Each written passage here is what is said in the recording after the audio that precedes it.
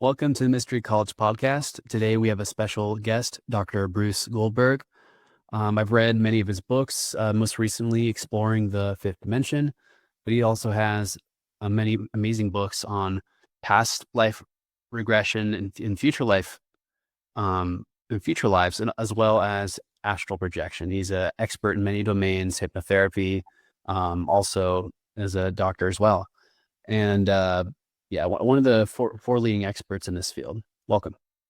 Well, thank you very much. Just a little bit about terminology first. The term regression means going back in time. So past life regression is going back to a prior lifetime. Going into the future, we use the term progression. So a future life progression, which I will describe a case history as we go along, is going into future lives. Now, in addition to past and future lives, there's also parallel lives, people who live today in parallel universes. And I train people to access their parallel lives, and that's called a paragression.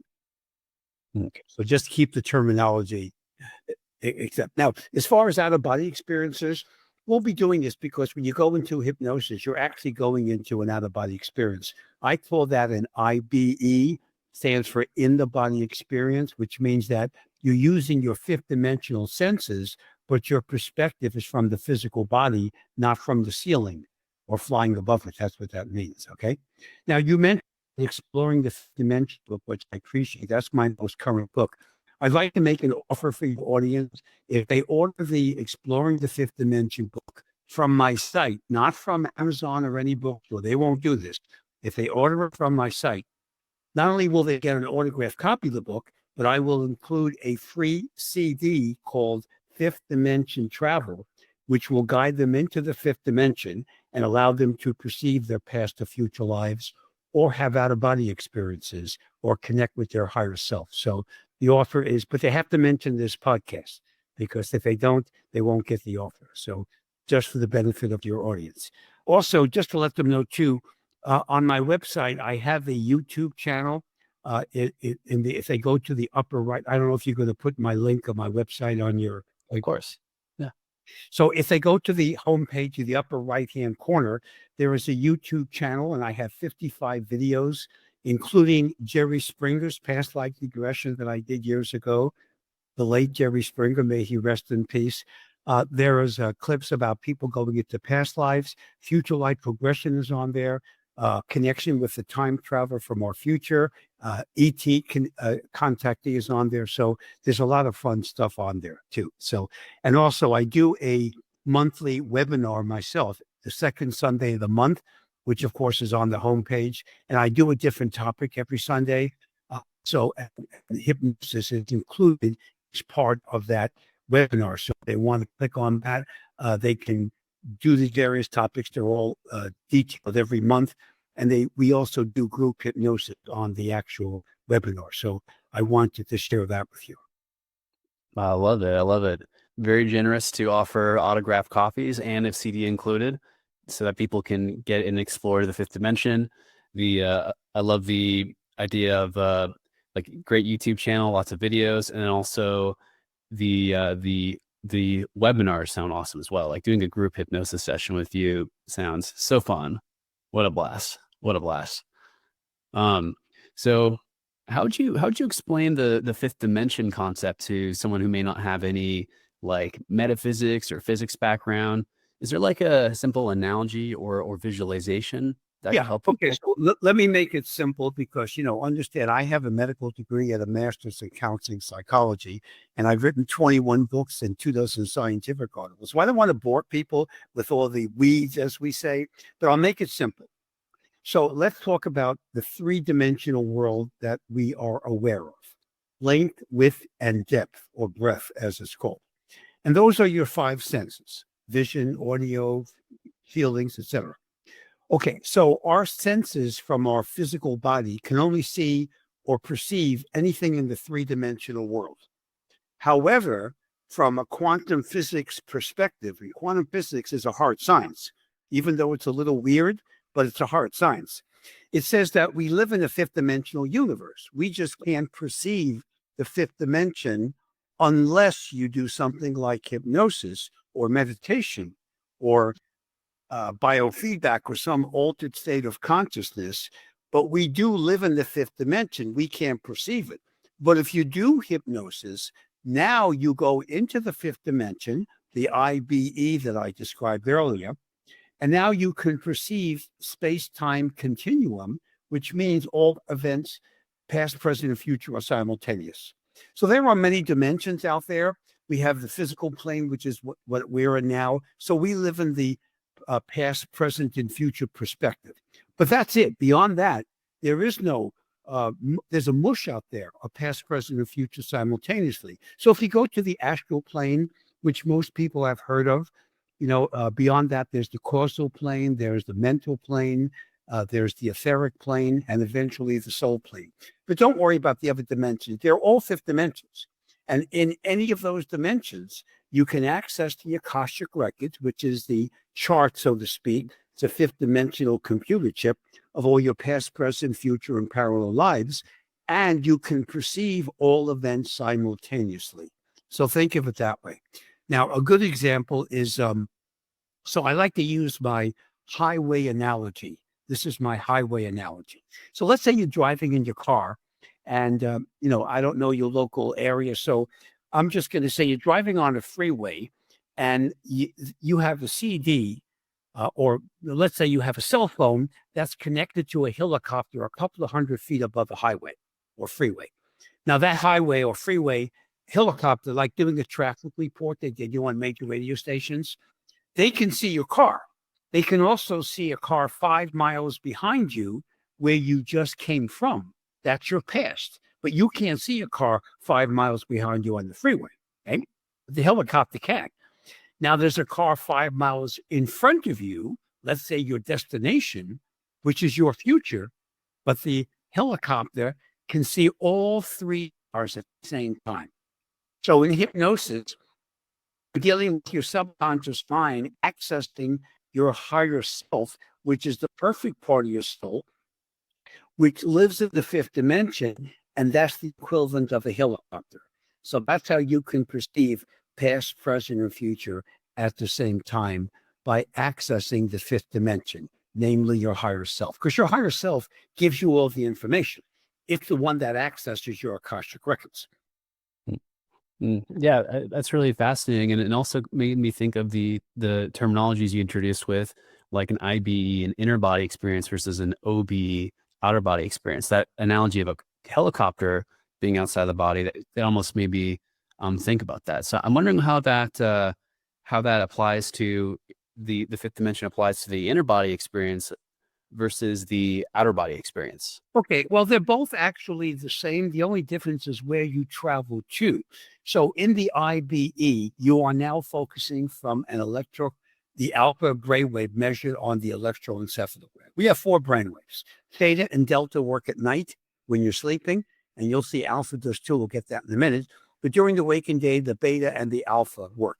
Right now, the beta level is what most people function in. That's their ego, their defense mechanism, the enemy of therapy, the short attention span, the critical analytical part of your mind, the left brain as we describe it. The right brain is credited with the alpha brainwave level, which is hypnosis, meditation, chilling out.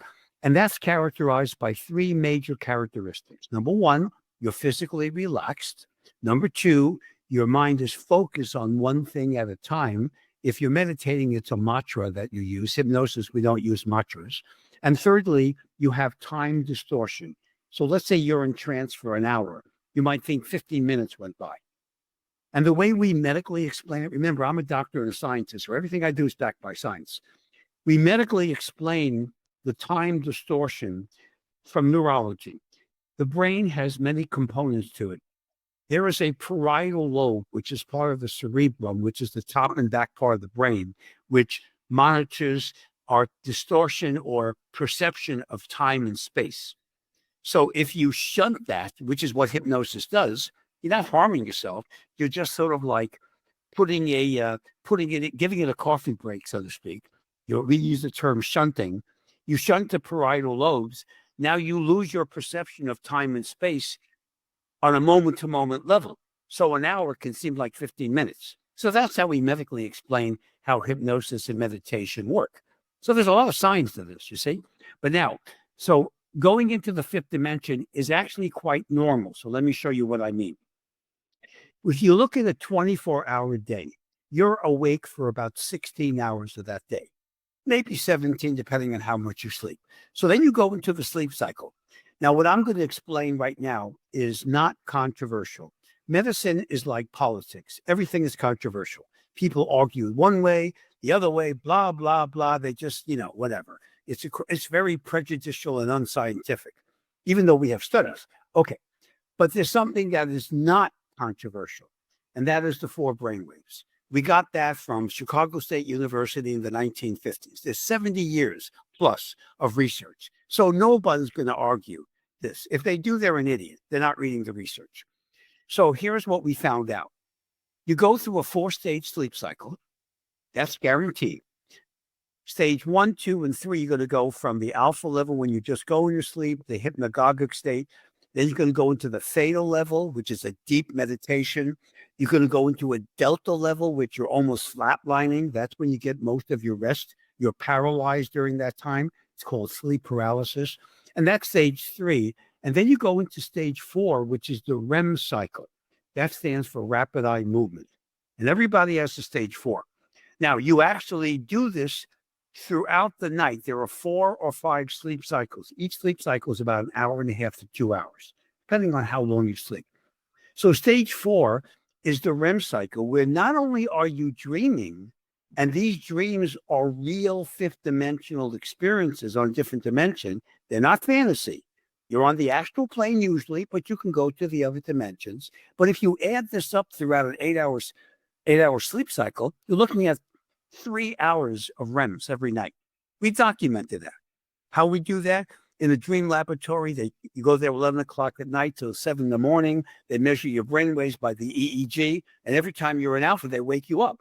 And they log in how many minutes of alpha were you there during the 7 or 8 hours in the laboratory. And it's 3 hours. So that's 3 hours of not only deep hypnosis, but it's also out-of-body experience. Not an IBE, an OBE, a full-blown out-of-body experience. Now, during the waking day, you also do natural self-hypnosis. You would call that a daydream. Remember the 3 characteristics: physical relaxation, focus concentration, and time distortion. Think of what you do. You're driving on the freeway to and from work, or running an errand, or visiting someone. You don't remember all the exits on the freeway. So let's say you're traveling for 45 minutes. You will think 15 minutes went by. You will no way in the world remember moment to moment. Going online, watching a podcast, doing research, an article or whatever, listening to music, watching a TV show, listening to radio, or anything that occupies your time, focus, concentration, all the 3 characteristics, that's a daydream, which is an alpha brainwave, which we do by medical studies. Now, how much do you daydream during the day? If you add it up, 5 minutes here, 10 minutes there, it's 4 hours during a 16-hour day. Now, so you add the 4 and you take the 3 at night during the dream levels, that's 7 hours a day. That means 1/3 of your life, or 2,500 hours a year, is what it mathematically computes to, is what you're spending in hypnosis. So that's why hypnosis doesn't feel different. Or meditation, because it isn't. You're just logging in if you're meditating for 45 minutes or an hour or whatever you're doing, but you do this for 7 hours a day. I realize you don't remember your dreams, or very, very, very little amount. Me too. I'm an expert in this field. I've been doing this for 50 years, and I can't remember 3 hours of dreams. I may get the equivalent of a couple of minutes, But the point is, I am dreaming for 3 hours a night. Oh, yeah. In fact, some people have what we call terror mares. They wake up in the middle of the night because they had a nightmare. They don't want to go back to sleep because some monster is chasing them. That is a real experience on the 5th dimension. That's the lower astral plane, not the upper. But you can't be harmed physically. All you can do is be stressed. But the point is, this is natural. We do it ourselves. My training is to get people to go to the upper astral plane, not the lower. The lower is the source of psychic attack. It's a bad neighborhood. Okay. You don't want to be there. And there are negative entities. There are vampires and werewolves and, all kinds of creepy gargoyles, all kinds of creepy entities there. That's where Hollywood gets their scripts from as far as horror movies. They're real entities, by the way, but again, they're in the fifth dimension. But you go to the upper astral, now you can connect with the higher self, the perfect part of your soul, which is what does the healing. When I work with my patients with healing, it's the higher self that does the healing. It's the higher self that brings in spirit guides. They're specialists that can help you with certain forms of healing, relationship issues, abundance issues, psychic self-defense, psychic protection. Those are all done by the specialists that we call spirit guides. They're not you. They're someone else that's more spiritually evolved that can help you, but your higher self is you in your perfect form. It comes from the God energy complex. And it is the one that brings in spirit guides, and the higher self is the ones that accesses your Akashic records, which technically are stored on the causal plane, which is another tiny little dimension. But I want to describe my most famous case because this is pretty heavy. So the case is based on my book called The Search for Grace. This was a case that occurred in Buffalo, New York in 1927. A woman by the name of Grace Doze was murdered by a bootlegger. I call him Jake, not his real name, but Grace Doze was her real name. Jake, okay, so this is the reincarnation of Jake. And she was cheating on her husband. She was kind of what they call a butterfly girl. She was a very low morality and very bored and depressed living in Buffalo, New York. What a shock, okay? So she was murdered on May 17th, 1927, fully documented. And of course, she was reported in the local papers. In Buffalo, New York, in those days, they had 4 newspapers. Now there's only one, the Buffalo Evening News. Okay, so they reported her death. Now, the reincarnation of Grace Doze is a woman I call her Ivy, not her real name. And she came to me in the East Coast many years ago. And she said, Doctor, dating a man. She's dating a man who is married, by the way. She's about 25, 26 years old. Very attractive, very smart, a really quality woman, but in big problems here. She's dating a guy, he's married, and he's trying to kill her. He's tried to murder her on 3 different occasions. So she saw me on the Phil Donahue show in those days. This is back in the 80s.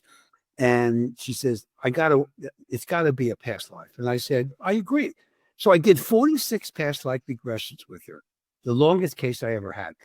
In 20 of those past lives, she was murdered by the same guy.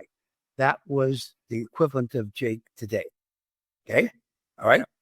Actually, his name was Johnny today. That's not his real name, but I call him Johnny. But Jake was the 1927 idiot, the bootlegger.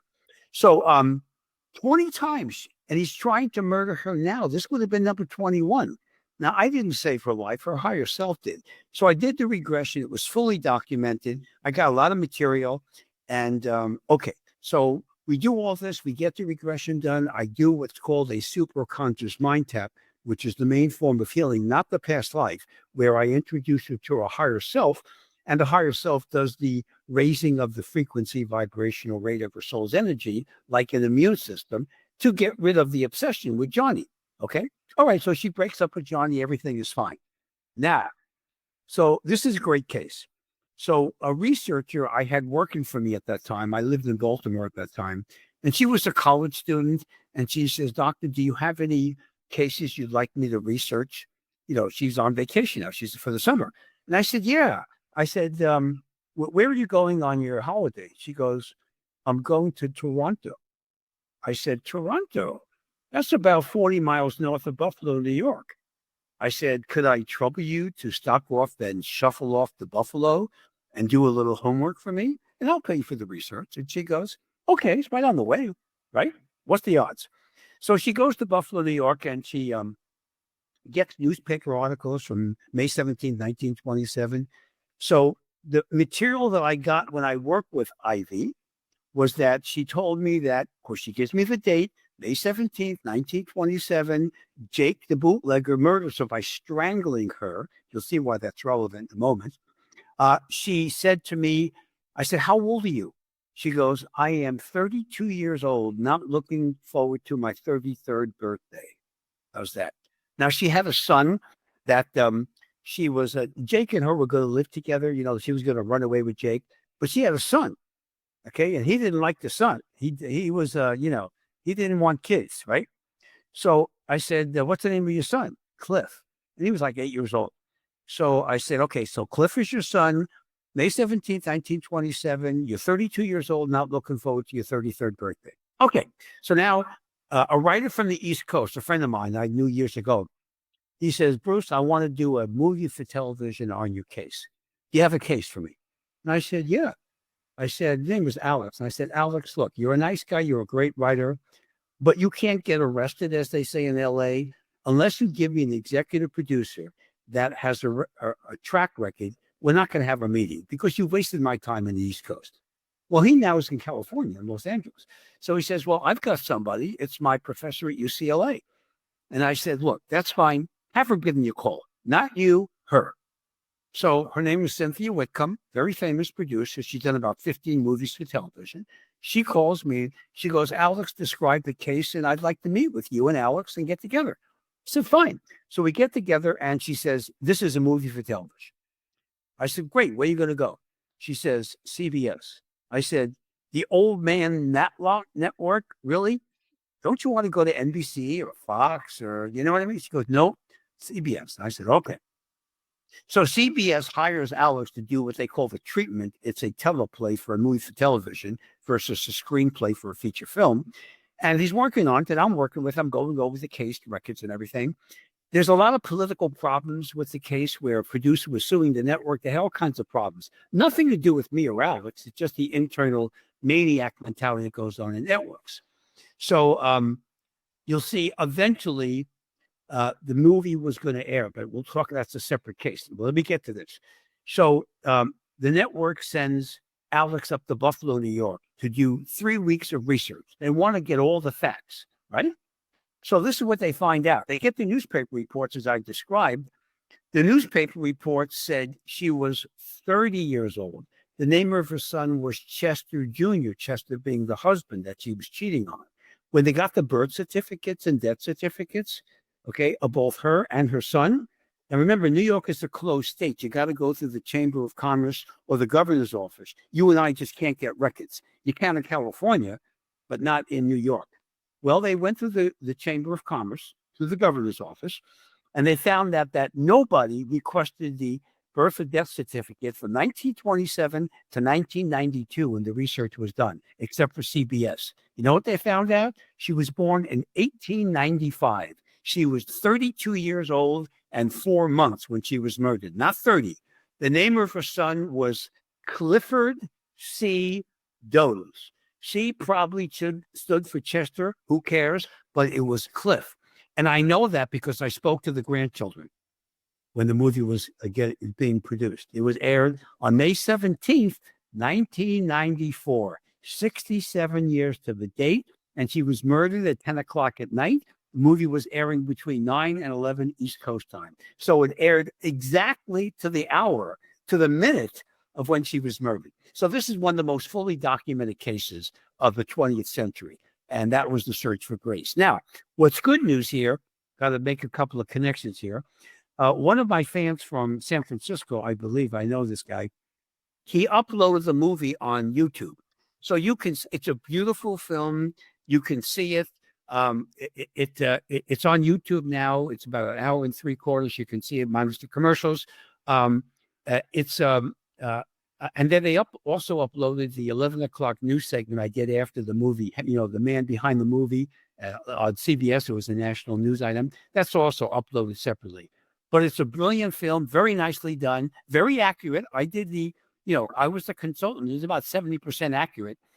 So it's a nice film. Richard Mazer plays me in the film. Okay. So not exactly typecasting, but it's a fully documented case is the key. Now, here's the interesting thing. This gets a little weird, but it's important. I mentioned paraggression is a parallel universe. So in 1993, before the movie was going into production, the writer Alex contacted me and he said, there's a lot of political problems with CBS because of all the lawsuits and whatever.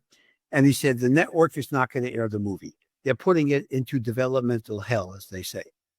I said, And Alex is always the kind of guy who, with all due respect, he's the kind of guy, no matter how much money he makes, he always needs money. You know what I mean?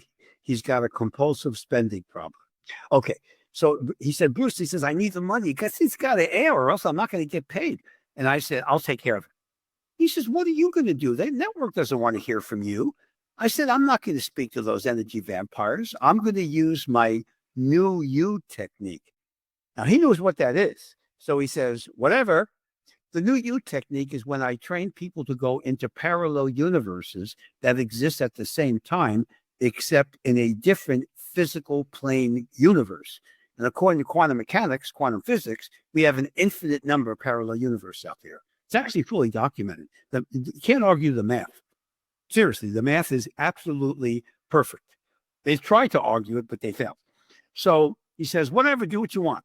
So I do my technique. I go into, let's say there's 5 major frequencies, and each frequency has an infinite number of subsets. So you only have to do 5 frequencies. So let's say I was on frequency number 1 back in 1993, December, the end of the year. So I go to frequency 2, 3, 4, and 5. And I find out in frequency number 4, arbitrary numbers, that the movie is going to air. Okay? Now, in addition to that, in those days, I used to do interviews with Art Bell. I don't know if you're familiar with him. He created the Coast to Coast AM network. It's a major new age radio network. They're still on the air. They have like 600 affiliates around the country. And Art created the network, Coast to Coast. And I also saw information about women I was dating, other people I would meet. And I went all the way into the year 2005. And by 2003, I'm no longer interviewing with Art. I'm interviewing with a guy, in my little joke, he looked like a Greek fisherman. That is George Norrie, who took over the show in 2003 when Art retired. I don't know any of this now. This is 1993, okay? I have no idea who George Norrie is. I know who Art Bell is. Actually, I didn't know Art Bell because I didn't do the interview until January 94. Okay, so women I met, all kinds of things in my life that were very positive that I have no control over. So I said, okay, I like frequency number 4. I'm going to switch tracks. Now I'm going to explain how this works. So I did. So guess what? May 17th, 1994. Oh, by the way, let's go January 1st. So January 1994, I'm interviewing with Art Bell for the first time on January 2nd. And then a couple of weeks later, I get a call from Television City in LA, which is the CBS West Coast headquarters of their network. And a woman says to me, she goes, Dr. Goldberg, this is so-and-so. I'm from publicity. We need you to come to Television City, to the conference room for we need to pick your brains because we're about to go into pre-production on your television movie. I did. I went down there, brought them all the information, my little 3-piece suit, did my interview with them. I was there for about 2 hours. And then I was on the media tour. And on May 17th, 1994, the movie aired and the news segment aired and everything was fine. But here I switched universes. That's a pararegression. And the reason I mention that is because anybody can do this. So let's say you have one of your viewers out there, and I do sessions by Zoom from all over the world. So if your viewers want to see me, they don't have to come to LA. We got a little riot downtown these days. Okay. But they can, they can do this by Zoom. So what happens is that all the other items that I mentioned in the pararegression of the frequency 4 came true. Everything. Women I dated, business deals, George Norrie, everything. So again, now what happened to the other universe, you might say, right? I'm in frequency 4. What happened to frequency 1, 2, 3, and 5? They're still going on. I'm just not aware of it. And the way you can relate to this, I'm going to give you an analogy that I think you're going to like. Let's say you're watching a television show and you got a remote control in front of you. So you're watching a show on, say, NBC, whatever that show is. And a good buddy of yours calls you up and said, hey, Jake Meister, you got to switch your channel to ABC. There's a show you're dying to see. And you say, okay. So you take your remote and you switch. Now that's a frequency. A television signal is a frequency vibrational rate. It's an alpha brainwave, just like our soul. Okay. Or a computer signal. So now you switch to ABC. and you enjoy the show. So what happened to the show on NBC? Does it go into a black hole? No, there's probably hundreds of thousands of people watching it, not you. That is what a parallel universe is like. And to make it very scientific, to show you how this works, there's a well-known magazine called Scientific American. It's for the lay public, but it's really very technical. If you don't have a science background, you're not going to relate to most of the articles. Very technical. But it is a lay magazine. It's been around forever. So August 2000 issue of Scientific American, they always do a feature story, and their feature story was on parallel universes, where they interviewed some of the major scientists like Kip Thorne from Caltech in Pasadena, the astrophysicist, Edwin Witten from Princeton, you name it, a whole bunch of high-quality scientists on parallel universes. And they wanted to document it. And this is what they said. The closest sister universe to us is less than a millimeter away. You know what a millimeter is? It's a 40th of an inch. Okay? That's how close and closest sister universe. So that's the scientific justification and validation of parallel universes. So I want to share that with you. That's brilliant. Brilliant. That's a big download. I'm excited for our viewers, listeners who are tuning into this and seeing the possibilities of entering a parallel universe, and also just seeing the mechanics of how that works. So also, we've touched on parallel universes now. I'm also curious about another topic that was big in the Exploring the Fifth Dimension book, which was teleportation. You had a really amazing a story in there about, laying in a chair do you mind just sharing about how the teleportation is a very popular topic. And if you do your research, and I have, and in the Exploring the Fifth Dimension book, I do that. Also, my Time Travels from Our Future book, I have a lot of teleportation research there. Okay, you go back in time, there's been teleportation for thousands of years. Now, a lot of the early cases are religious leaders, and I'm not going to count those, that's fine. But there are lay people that teleport. Why? Because we have tears in the fabric of space-time. So if you actually are walking down the street and you enter into a tear in the fabric of space-time, which is invisible, you can be transported thousands of miles away. Okay? And there are documented cases like it, but let me give you the most documented, the oldest and my favorite case of teleportation. We're going to go back to the year 1593 in Manila, Philippines. There's a governor who is being protected by a bunch of his guards. Okay? There's a riot going on. There's a lot of upheaval in the Philippines. Remember, Spain owned it as a colony, and the people, they know likey Spain taking over their country, okay, their islands, So there's all kinds of riots, and people are trying to attack the military, trying to kill the governor. And there's a man named Gil Perez who is a guard for the governor. It's October 25th, 1593. It's in the morning. So the governor's being attacked. Gil Perez is there with his buddies. The governor is shot and killed by the locals. Okay? Gil Perez is panicking now because he's going to be blamed for this, right? As are his buddies when the military brings him back. All of a sudden, he goes to an altered state of consciousness. He doesn't know, he passes out. And the next thing he knows, he's 9,000 miles away in Mexico City.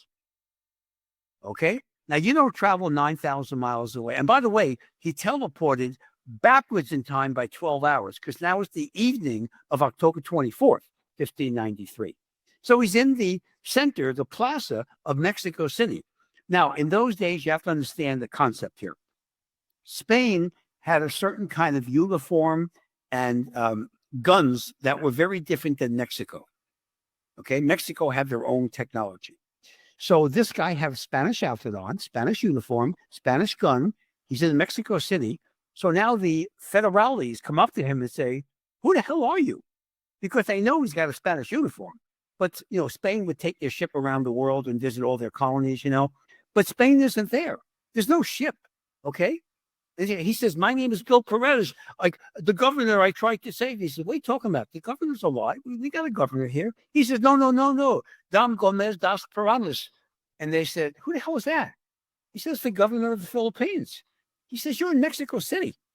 So they thought he was loco. They took him into a jail. They put him in jail.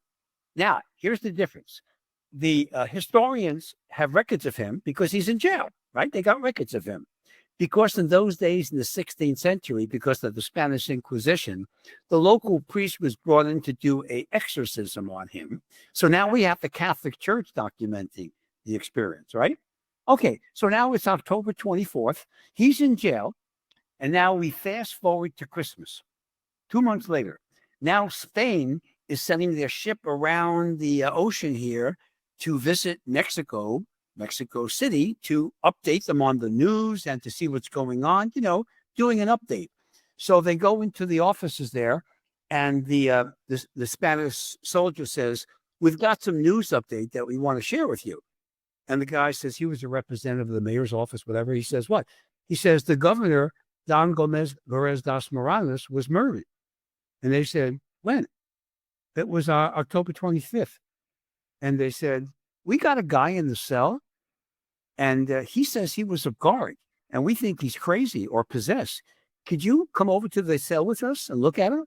He says, sure. He says, I know the guards. So they take him to the cell, and he goes, Gil Perez, my man. Que pasa? He was Gil Perez. He recognized him because that was Gil Perez. So they released Gil Perez. He went back to Manila with the boys. I'm sure they didn't treat him very well because he was a guard that couldn't save the governor. So I don't know what happened to Gil Perez. Fully documented. Catholic Church historians. That's teleportation. Now, I've done it myself. I've trained patients to do it. I have a CD program called the Time Travelers Training Program. They can get it on my homepage. And there's 6 different titles. The last one is on teleportation, but you got to go through it in order. It's a very technically complex technique, but people have done that. I'll give you another example of teleportation that occurred more recently. So a woman in Los Angeles, I'm working with her. She's a Gen Z. She's about 25 years old. And she's very insecure, very depressed. She's dating a guy who's very, shall we say, not the best boyfriend in the world. He's very cruel to her, physically abusive occasionally, psychologically abusive, but she doesn't know what to do. She's very insecure. She doesn't want to break up the relationship because she doesn't want to be lonely. So they're in the car on the freeway in LA, and they're having an argument, which is not uncommon. The guy's going like 75 miles an hour. He kicks open the door, throws her out on the freeway.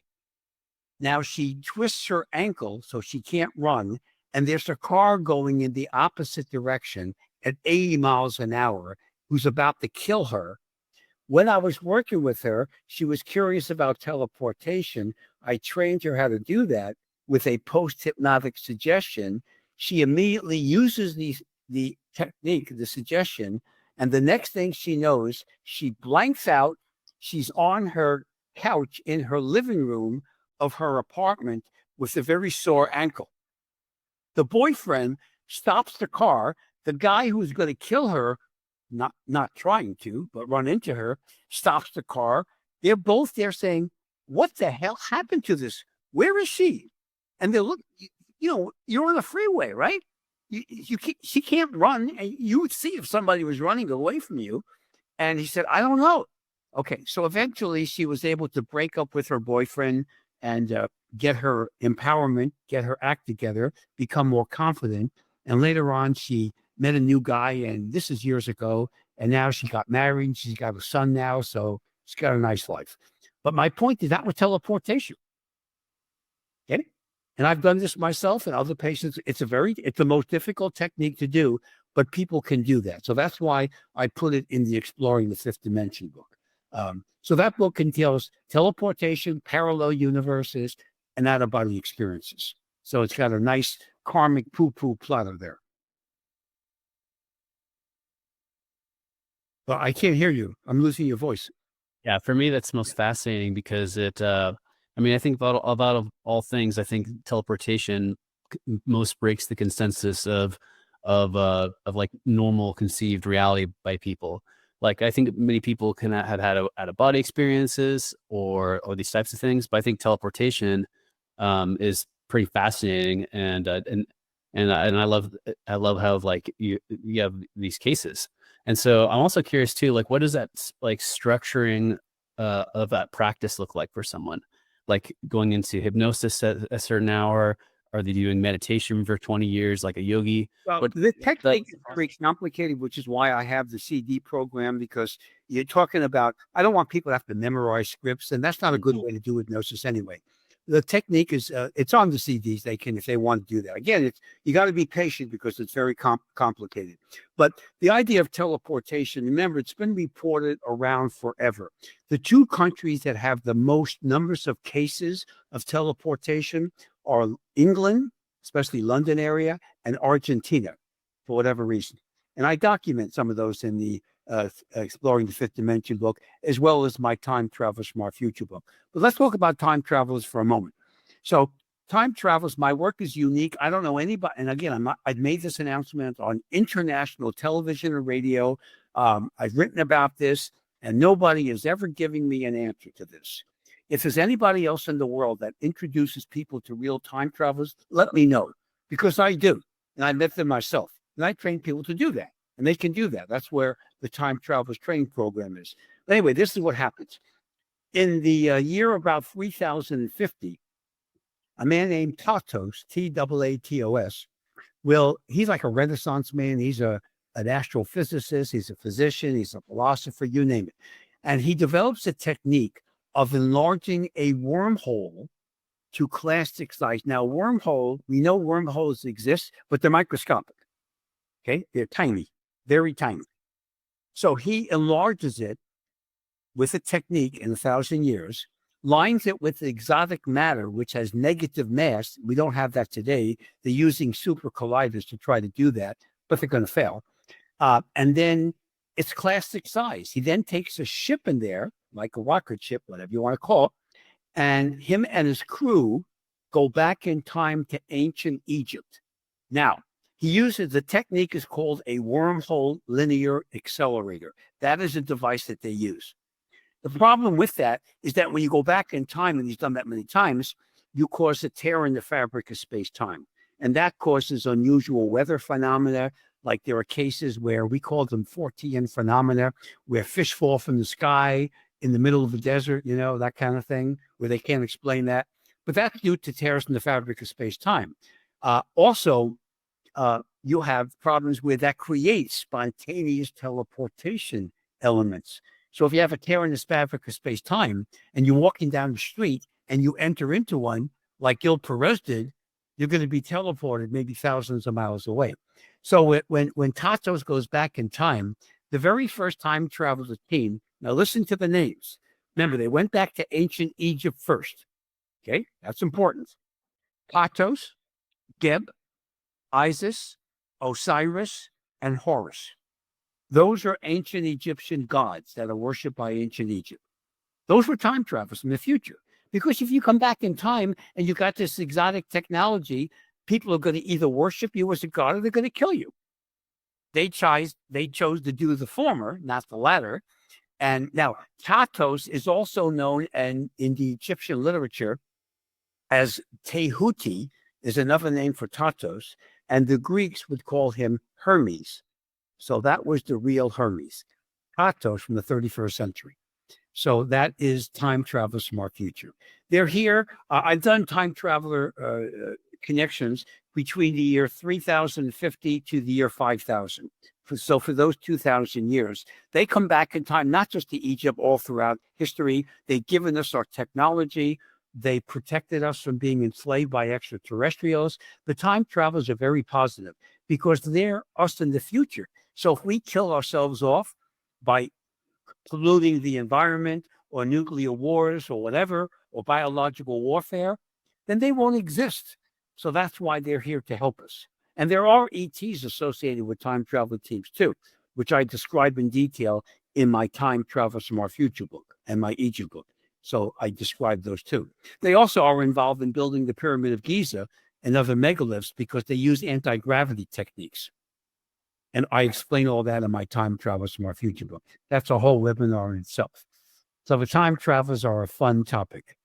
And, you know, it's It's something that anybody can do this. You go into the fifth dimension, which is an out of body technique. You meet your higher self in what I call a sanctuary. It's like a conference room in the fifth dimension. And your higher self can actually bring in spirit guides, the more positive ETs like the Pleiadians, Arcturians, or Syrians, or it can bring in the time traveler. That's how you can meet time travelers because they hang around the fifth dimension. Mm, mm. So, yeah, you have resources, books, CDs, courses, webinars where people can get started with this. I'm also kind of curious about the timeline of some of your clients, patients, who go through some of these methodologies. Like what sort of a timeline for, say, having more regular on-demand out-of-body experiences, or future time traveling, or teleportation, for example? So what do you mean? What are you talking about? The timeline? Timelines means a different parallel universe. Oh yeah, I meant let me rephrase that. How much practice do people usually do before they generally tend to achieve something? Everybody is different. The more naturally creative you are and psychic you are, the faster you're going to use the techniques. Some people during a session with me, or if they buy my, if they want to do regressions and progressions, I have a hypnotic time travel CD album, which has 6 titles. Some people play it once and they get a past life. Okay. Sometimes it takes weeks. Everybody's different. So I don't know who they are. Just have to be patient. How do you get to Carnegie Hall? Practice, practice, practice. Now, the interesting thing is when you have dreams, sometimes you can have dreams of a past life or a future life. Because remember, dreams are out of body experience. You're in the fifth dimension, and your higher self can say, "Hey, we're going to access your Akashic records right now, and we're going to show you a scene from ancient Rome or Egypt or Persia or Greece or China." And that will be very often a sneak preview of a past or future life. Oh, yeah. When I did the search for Grace, Ivy, she had dreams of being murdered by Jake in 1927. Now, she didn't know the details, but she knew some guy in the roaring 20s was killing her. And just not very detailed until we did the actual regression. And then we got all the details. So she had dreams as a sneak preview of her most significant past life. By the way, she was also involved. She had a fear of choking. It was a big fear with her. She was choked by Jake in 1927, which is why she couldn't wear a turtleneck. Or if a boyfriend would, put his arm around her neck, she'd freak out. Okay, so she was able to overcome that because of the actual carryover from the past life. Mm, mm. One thing that stood out to me with your book too is, like, say in the like teleportation, was like when in one episode of teleportation, like when visiting a beach and then coming back to the space you were in, like then there was residues from the place that was physical teleportation. I'm curious if that's if that's ever also been the case when like visiting the future as well, like if there's been like some type of materialization. Okay, well, first, teleportation is perfectly safe. I've done it myself, and I've worked with hundreds of patients who've done that. You're not going to teleport underwater and drown. You're not going to teleport into the middle of a mountain and suffocate. No, you're going to be wherever you want to go. In fact, you can custom design it. If you want to go to Paris, you can just say, "I'd like to teleport to Paris." And if your higher self is cooperative with you, you can do that. I've done that myself. Okay, so but when it comes to the actual, when you're actually teleporting, I know people think of Star Trek. You don't have little shiny little objects involved. You just disappear. But you actually, your clothing, if you have a weapon with you or an item, a cell phone or a camera, whatever, that will teleport with you. Okay, so it's perfectly safe. So that's one thing to understand. And so if you go into the future, you can teleport into the future too. That's very difficult, but you can do it. What you don't want to do is you don't want to contaminate the future. Understand? You don't want to violate laws of causality or universal laws. They call that the butterfly effect. You go back in time and you interrupt the environment, and they say now you change all the future and everything. You don't want to do that. But by the way, you really can't cause problems. So let's say this is called the grandfather paradox. So let's say you go back in time and you kill your grandfather. You say, well, then you disappear, like Michael J. Fox's hand in Back to the Future Part 1. The problem with that is that there are parallel universes. So if you do kill your grandfather and you disappear in that universe, but not the one you left, because when you go back in time, you're going back to a parallel universe, not the universe you're from. So that's why you're safe and protected, and the grandfather paradox or paradox is irrelevant. Because because when you come back, you're like in one of those 1, 2, 3, 4, 5 Right. frequencies, for example. And the time travel is there more. Now, when they go back in time for the first 300 years of their life during the technology until the end of the 34th century, they go back into the wormhole linear accelerator and cause tears in the fabric of space-time. But the 35th century, my favorite century, is when they developed teleportation to go back in time. You have like looks like a transistor radio attached to their belt, and they can play with the dials, and they teleport. There's no tearing the fabric of space-time. So that is kind of fun. Now, the 35th century, just to give you an idea of technology, is my favorite century. So let me show you some technology from the 35th century. This is fun. First example is what's called the Land of Tatos. This is an amusement park. Remember, Tatos is the one who discovered and created time travel. The Land of Tatos is an amusement park like a Disneyland, except it's several thousand feet above the earth.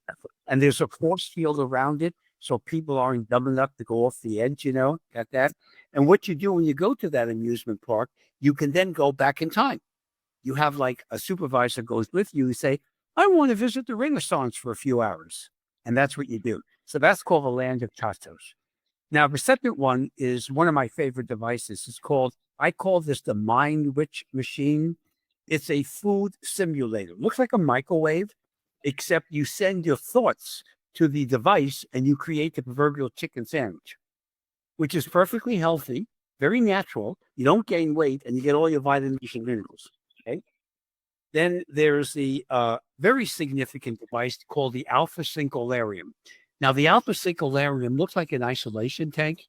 You lie in it, and they send sounds and vibrations and lights through the body. It stimulates the production of DHEA, which is a hormone, eventually becomes a sex hormone. In men, it's testosterone. In women, it's estrogen. But in the intermediary phase, it's called DHEA, which is dehydroepoandrosterone sulfate, technically. And that stimulates the immune system, T lymphocytes, the lymphocytic system, T cells, beta cells, etc. And then what they do, the reason for that is because the average 35th century citizen lives to be between 500 and 900 years old. Just think of the Old Testament, Methuselah was 969 and then he died. Adam was 936 years old. Okay, so that's kind of fun. And by the way, futuristic citizens, by that time, they only work about 15 hours a week. They live long, 500 to 900 years old. There's no diseases. There's no political problems. There's democracy. People are very New Age oriented. They believe in reincarnation, very spiritual. It's a fun environment. Now, another device is like a holodeck device, like you see on Star Trek, where if you live in a small apartment, you don't have a lot of money, you can't afford to go on a vacation, but you want to go to Tahiti. So you have your holodeck device and you go to Tahiti digitally. Okay. Sort of like what you do with virtual reality kind of thing, except it's very large. You're actually there. Okay. Then there's also what I call the information pill, which is a little pill that you take and it gives you all the information, all the news items, all the news that's filth to swallow. Okay. Everything is there. Science, literature, you name it. Okay. And then the last thing, there's a teleportation device, not just going back in time. That's the 35th century. But by the 25th century, every home will have a teleportation device. So you can make local trips or go from one end of the city to another, even one state to another, without having to use a vehicle. Teleportation. But you don't have little shimmery sparks. You just disappear and reappear at that location instantly, like a nanosecond. Mm. Mm. One thing I'm curious about the future, like between, like say 22nd to, up till 35th, 36th century, like what type of cultivation practices are people doing? Like I understand there's a lot of technological advancements, but I'm also curious about what type of internal practices might be changing for people, like Well, meditation, mindfulness. you have to understand first, medically, all the diseases are cured. So people don't have any medical problems. Uh, Space travel, interaction with other planets by the 25th century, we're going to have extraterrestrials permanently living on the Earth. So, and many of them are generational. So they have, let's say it's a Zeta Reticuli, the gray, like what they call the Steven Spielberg gray.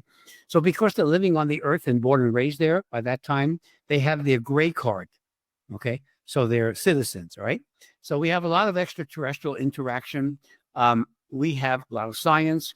We travel throughout the universe. We master energy. We become like a type 1 civilization, which means we master the sun for energy.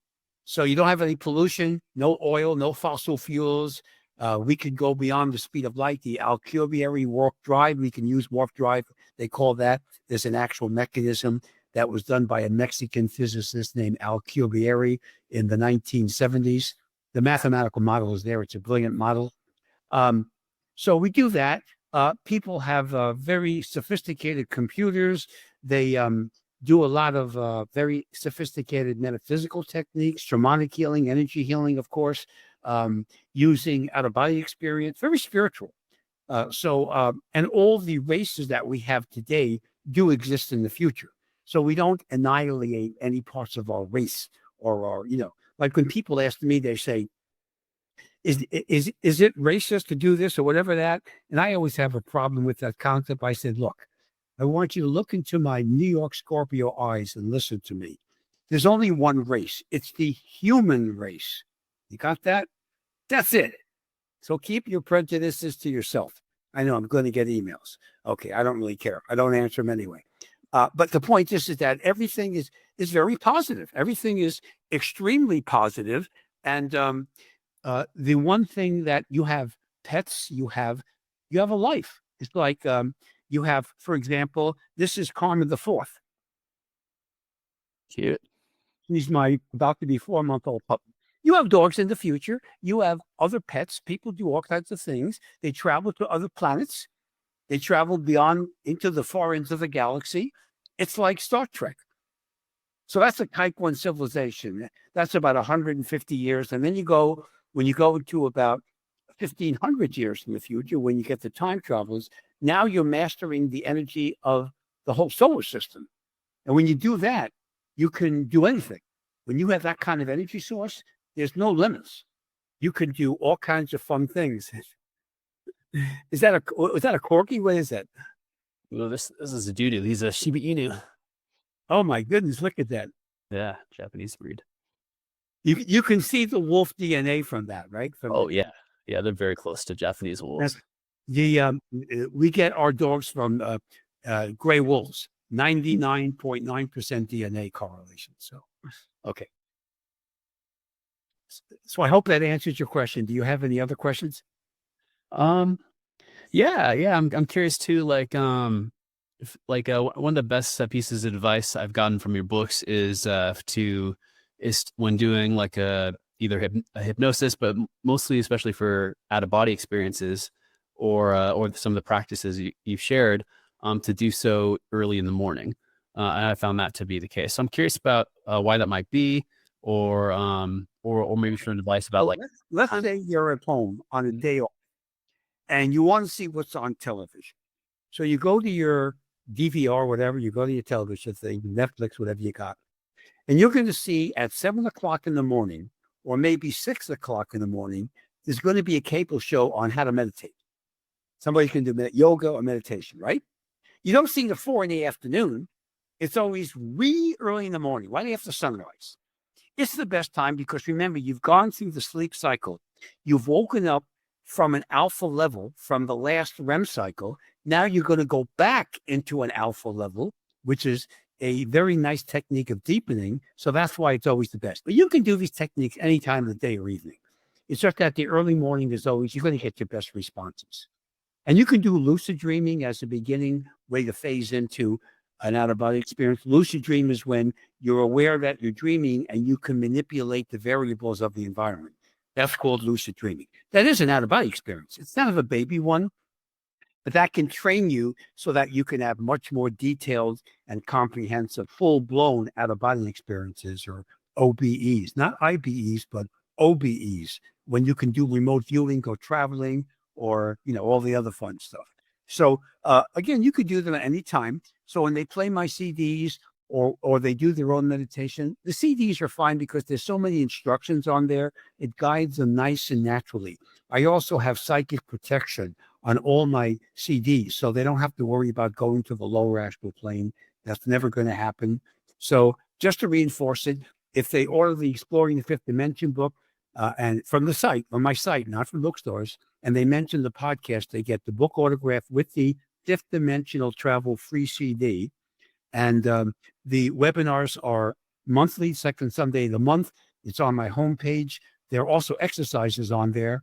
There's 55 videos on my YouTube channel, which is in the upper right-hand corner, which they can learn from. There's a lot of seminars and workshops on there, so there's also information. I have articles on there, and a whole bunch of fun stuff. So it's something I like to educate people, and I like to have people experience what I'm talking about rather than just read about it. Okay, so the idea of going into hypnosis, which is natural. Remember, we do it for 7 hours a day and evening. We're using the REM cycle, including that. So why not use it instead of just wasting your time and using it just to relax, which is fine, but why not do it therapeutically? So if you got problems, habits, phobias, anxiety, depression, whatever, you can do this to attain abundance. I call that karmic capitalism, where you're attaining abundance. That's the capitalism, but you're doing it by accessing your higher self in what I call a superconscious mind tap. That's the karmic part. You can use it to develop relationships, to meet a soulmate, to literally cure diseases. I don't cure it, your higher self does, or spirit guides. I've dealt with people with incurable diseases that their higher self has healed them with, or spirit guides, or other entities that are all positive. So these are things that the universe gives us. These are universal laws. The only thing you don't want to do, and this is important, there's an ethical aspect here. You don't want to use these techniques to harm someone, to rip somebody off, or to play games with them. You just use it for your own spiritual growth. Well, if you want to help someone, that's fine, but you don't want to play games with people, okay? You don't want to psychically attack someone. You could do that with these. Don't do that. That's really stupid, okay? And this universe is going to punish you. It's the law of attraction, and you're going to be punished by karma. So you can add a lot of karma onto your life, or you can remove it. The only reason why we're here is to ascend, and that means removing all the karma. The balance sheet is zero, and then you can ascend, go to the soul plane, and then ascend into the higher planes and rejoin the God energy complex from whence we came.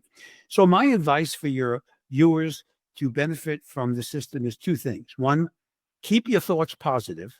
Always don't watch news items all the time and all this garbage. You can live without it. Your knowledge of somebody being killed in Biafra doesn't help you grow spiritually. So just ignore that. It's going to happen anyway. It's, why bother? Keep your thoughts positive and access your higher self on a daily and nightly basis. If you do that, you're going to win the game. Because remember, when you look at your life, anything that's negative in your life don't blame the universe. Don't blame your relatives or your family.